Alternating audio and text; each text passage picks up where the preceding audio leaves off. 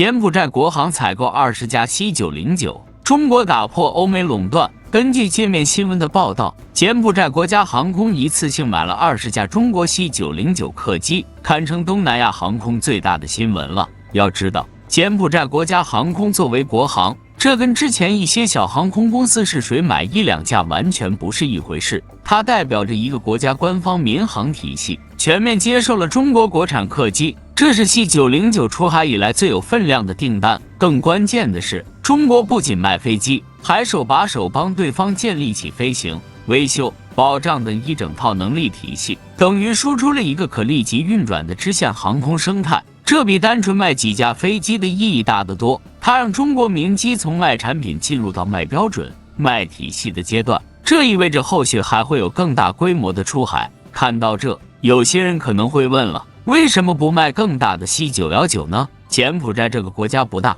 总面积 18.1 万平方公里，形状狭长，人口大概1700万。柬埔寨的经济活动高度集中，就金边、暹粒、西哈努克港3个城市热闹，其他地区人口稀疏。这种空间格局决定了他们民航需求主要是以这3个城市为主，所以柬埔寨的国内航空非常短，金边到暹粒空中距离235公里，全程30到40分钟；金边到西哈努克更短，只有190公里，飞30分钟左右。而且就算是国际航线，其实也差不多，主要集中在曼谷、胡志明市、河内、万象、吉隆坡这些东南亚城市，单段飞行时间大多1、2个小时。这么短的航程，客流量又小，航空公司没法用 C919 这种大飞机搞高频运营。更关键的是，柬埔寨国内航线客流量长期很低。以2019年为例，柬埔寨国内航线旅客运输总量也就几10万人次，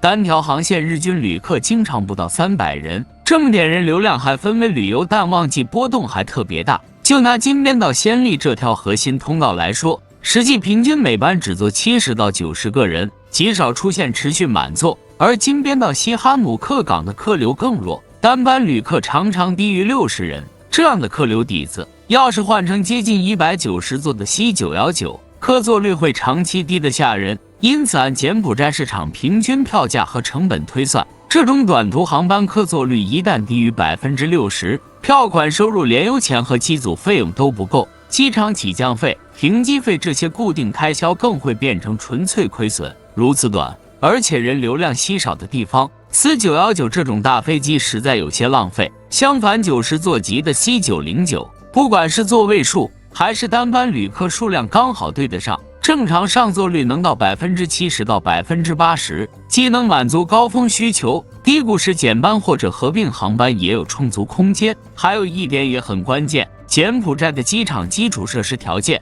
也让大一点的单通道飞机施展不开。柬埔寨很多机场跑道不足2000米，这么短的跑道其实也适合 C919， 它在最大着陆重量下需要的着陆距离往往超过1800米。满载起飞时如果碰到高温，所需跑道长度还会大幅增加。所以 C909 在座位数、起降性能、高温适应性这几个方面，正好切中了柬埔寨国内和周边区域航线最核心的痛点。所以这是一次典型的双向奔赴。更关键的是，中国和柬埔寨不仅仅是机型适应，产业也是一次相互成就。柬埔寨自己是没有航空工业基础的，境内航司的机队主要以空客 A320 系列和 ATR72 国奖支线飞机为主，这些飞机一旦需要深度检修、结构大修，全部得飞到泰国或者马来西亚的维修基地去，这样就造成了非常高的维护成本。比如柬埔寨有一家运营4架 ATR 的航司，就曾因为螺旋桨调速器故障等待替换件超过2周，这期间飞机只能停飞。这种对外高度依赖的局面，根源在于柬埔寨国内几乎零的航空基础，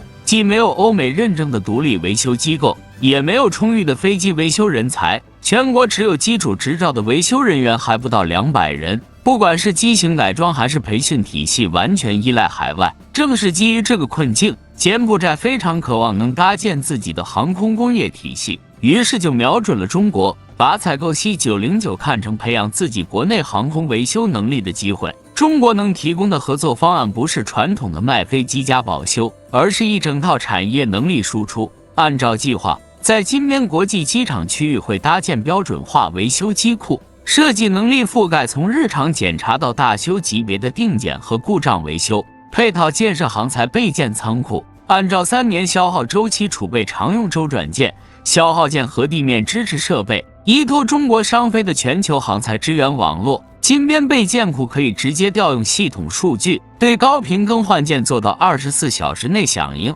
不再需要从新加坡或中国本土紧急调运。而且我们会长期开设驻检培训课堂，由商飞客服和维修专家授课，同步分批选送柬埔寨维修技师到中国商飞上海、成都的训练基地，接受机身结构、发动机、航电系统3个方面的全套维修资质训练。这种深度技术转让有别于空客和波音长期推行的封闭模式，欧美制造商只提供有限维修、核心检测数据、修复工艺和超手册修理标准，从来不向客户国转移。这次合作则包含将维修方案编制、结构修理手册应用这些底层工程方法向检方开放。长期目标是让柬埔寨获得C909的深度检修资格，乃至客机改货机的能力，从维修服务延伸到附加值更高的节点。柬埔寨来说，靠绑定C909的运维体系，不仅解决了本国航空公司维修成本失控的问题，更是首次拿到一套完整的飞机维修产业要素。对中国来说，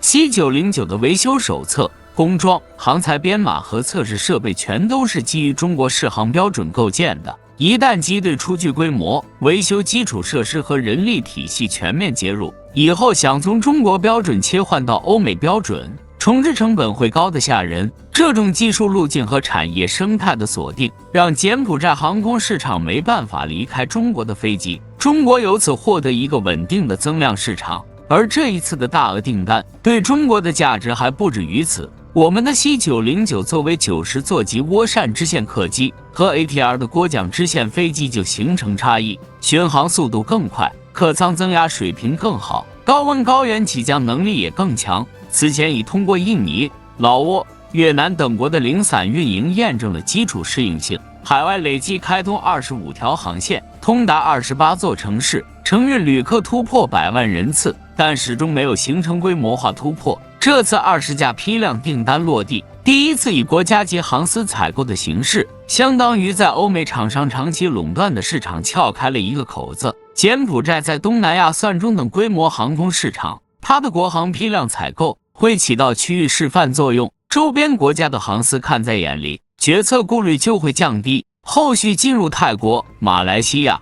菲律宾等市场就有了信任基础。而且20架批量订单的价值不止卖飞机那笔收入，更在于对国内航空制造供应链的拉动作用。C909的产业链覆盖机体结构、航电系统、机电系统、航空材料、精密零部件加工多个环节，直接和间接配套的国内供应商超过1000家。我们从整机制造端看，截至2026年6月，C909累计交付186架，占据国内支线客机市场70%份额，累计载客超过3700万人次，开通860余条航线，通航180余座城市，每天直飞超过500个航班。国内市场已经形成稳定的交付节奏和现金流。更关键的是， C909是中国商飞第一款实现商业化运营的机型，它稳定的营收能够持续反哺C919干线客机的后续优化以及C929宽体客机的研发投入。我们要知道，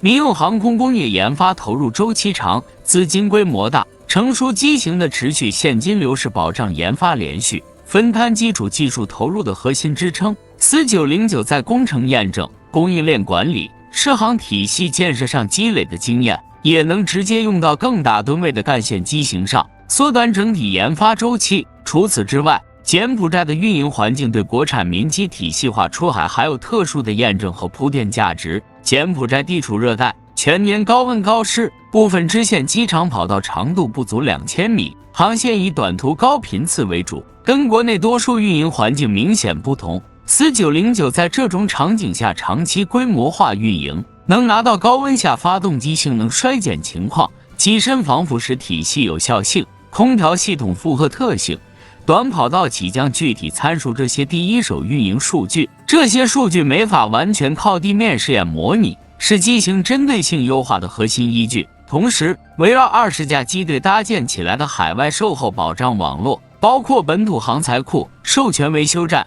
本地化培训体系，并不单为 C909一个机型服务，而是可以作为中国民机海外服务体系的区域支点。以后 C919进入东南亚市场，已有的维修资质、航材物流渠道和人员培训体系可以直接复用。干线机型出海的体系建设成本和市场准入门槛就大幅降低了。而且我们要知道，从全球民机产业发展规律来看，支线客机是民机产业的入门级市场，也是建立用户信任、完善服务网络的最佳切入点。本期视频就到此结束，喜欢的可以点击订阅，我们下期再见。